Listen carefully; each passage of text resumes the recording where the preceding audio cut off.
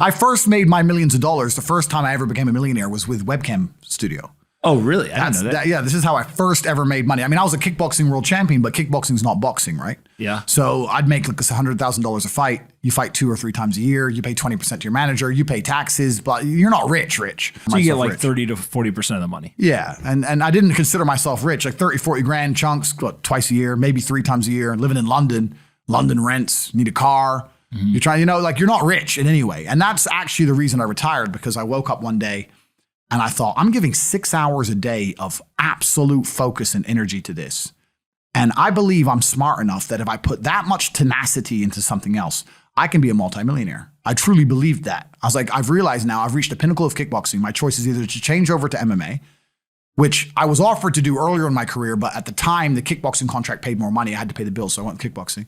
Change over to MMA, learn to wrestle, change over to UFC, blah, blah, blah. But this is also like 7, 8 years ago where even the UFC didn't pay the money it pays now. But the UFC still doesn't pay that much money from what I understand. No, if you're like top 5 or champion, yeah. But most of the dudes you're going to see there in the prelims, they're getting 10 grand a fight, 9 grand a fight. It's nothing, right?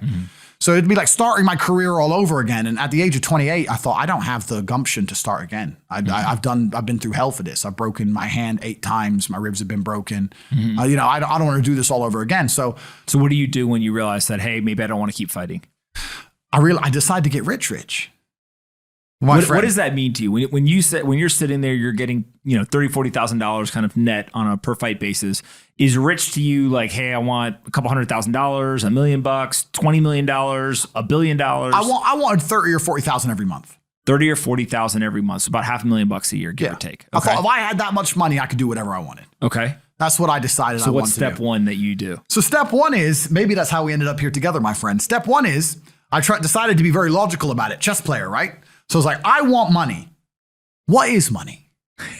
How do banks work? How does credit work? What's fractional reserve banking? All these things we now know to be the biggest cons of the century, right? So I'm sitting there researching money for days and days and days. And then I get more mad because I'm like, whoa, money's trash and I don't have any. Now I'm really annoyed, right? I thought like everyone else did that, everyone puts their money in the bank and the bank takes some of other people's money and lends it out. I didn't know they invented it from the sky. I still at that point thought money was linked to gold. I didn't know nothing.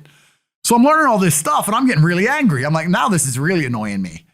So anyway, I had a piece of paper there and I'm in my research phase and it start writing down some dude on YouTube. I don't know who he was, some dork. He was a pro gold guy. This is before, maybe Bitcoin was probably around then, but like early. He was a pro gold guy saying buy gold, buy gold, buy gold.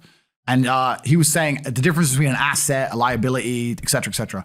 So I started trying to write down what I had. I was like, I have an apartment, I have a BMW. I'm in good shape, but I already use that for fighting. What can I do? I can play chess. I'm just writing down the things I have and what I'm good at. And then I kind of realized, I was like, I've got like 8 girlfriends.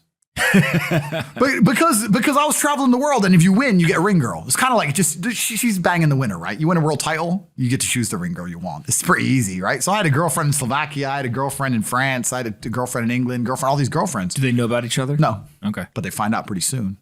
So I had all these girlfriends, so I'm like, maybe I could open a strip club and like be a pimp, and, be a gangster about it, And then that opening strip club that's literally the first thing you thought about was open a strip club? Well, I thought I have these beautiful girls. How can this is before like Twitch existed. So I was like, what can I do with these hot girls? I was like, it's just an asset, right? There's these girls and a lot of them were messaging me. They thought I was this millionaire world champion. They all wanted to come London, live with me and thought I was a big boy millionaire and all this stuff. So it's like they do because of social media. Well, partially because of that. And also because they met me. I turn up, I fight, I win the world title, I leave. We're texting each other. They assume I'm this big boy, right? So I'm kind of like, what am I going to do? What am I going to do?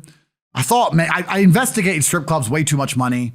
But this asset class of beautiful women was kind of on my mind for a few days. And then by absolute coincidence, I stumbled upon somewhere on the internet. I was on one of those websites where you used to download like free games and bullshit from. And in the corner somewhere it said, hot girls want to talk to you now or something. I said, hot girls. So I clicked on that, not because I was interested, but because I thought I have hot girls. And it was one of those webcam websites.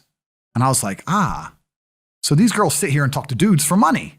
So I'm going to get my girls to And they're naked. They're just talking. How does it work? It's 50-50. I mean, it depends on the girl, depends what she wants to do. But the majority of the job is not based around being naked. The majority of the job is based around being entertaining and being easy to talk to. And the guys who are talking to you need to find you, that you need to remember their name, remember their dog's name. You have to be smart. You can't just be a girl and be a bimbo and be naked and make money. You have to be really smart, charming, interesting, happy all the time, positive. Mm-hmm. And I thought, I'm going to try this. So I messaged all 5 of my girlfriends, told them I had a job for them, explained to them what I was going to do. I was going to launch this company. 4 of them agreed. All 4 flew in, sat around the same table. They were all like, who's she, who's she, who's she? I'm like, well, you're all my girlfriends. 2 more left. And then 2 stayed. And that was the beginning of my little attempt at a webcam empire. And I put the girls there. And my role in it all was I did all the tech side of stuff, which is the first thing, of course. And then also, and I get called a pimp a lot. But and the reason I use the term is because I don't see it as a negative term. I see it as positively inspirational and motivating person. I'd motivate the girls. I'd make sure they did their job properly. If they had a bad day online, I'd come up with a good excuse for them. Oh, it's been a football game. It's been really busy. Don't worry. You're so beautiful. Don't be upset. You did better than her. You did the best today. I keep everything organized, put the schedules together, all that kind of stuff. And is it hard? It's hard because women have to want to work for you. Okay. Women have to want to obey you. That's what's hard. And you don't do that. This is one of the biggest misconceptions. I really want to clear this up. People in the movies and stuff, pimps are like aggressive, mean men. Complete opposite. Pimps are more like James Bond. James Bond's a pimp. He sleeps with a girl to get information. He doesn't care about her. He is absolutely and utterly a pimp. He doesn't hit her. He makes her love him. She does what he wants. He uses sex as a weapon to reward her, and then he disappears. That James Bond is absolutely and utterly a pimp. So I say pimp because everyone calls me a pimp online, tries to go, haha, you're a pimp, they're going to get offended. It's like, no, beautiful women wanted to work for me, and they wanted to work for me because I displayed supreme competence. And they knew if they worked for me, they'd make a lot of money. So whenever I was out, I'd meet a waitress and say, well, look, you're working 10 hours a day for pennies. You can work 10 hours a day for me, make 10 grand a month, 20 grand a month. And over time, I just built up this big little empire of webcam girls. At one point, I had 4 locations, 75 girls working for me.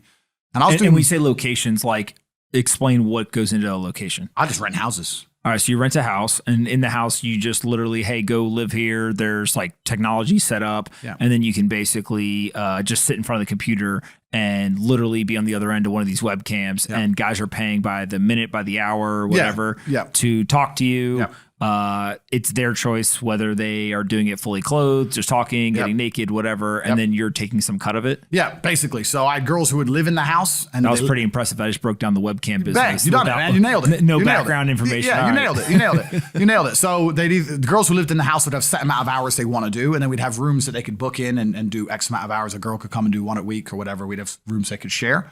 And then, very much exactly like you said. They'd go online, they'd do their hours, they'd have their regular customers, they'd get their money. And then I'd take around half of the money, around 50%. You take 50%. Around 50%. Okay. Is that high or low compared to the rest of the industry? I'll tell you why it's very low. It's low because every time a girl would quit and try and do it by herself, she'd make a fraction of the money overall because she hasn't got the instruction. She hasn't got the motivation. She's just lazy with it, right? And women have a very different mentality to money than men. If you show a woman how to make $1,000 in an hour, she'll think, I only have to work an hour a week. Whereas if you show a man how to make $1,000 an hour, he thinks, I can make $18,000 a day. That's the difference between us. So if I had a girl working for me making $20,000, she got 10, I got 10. If she quit, she'd make 3 for herself, if that.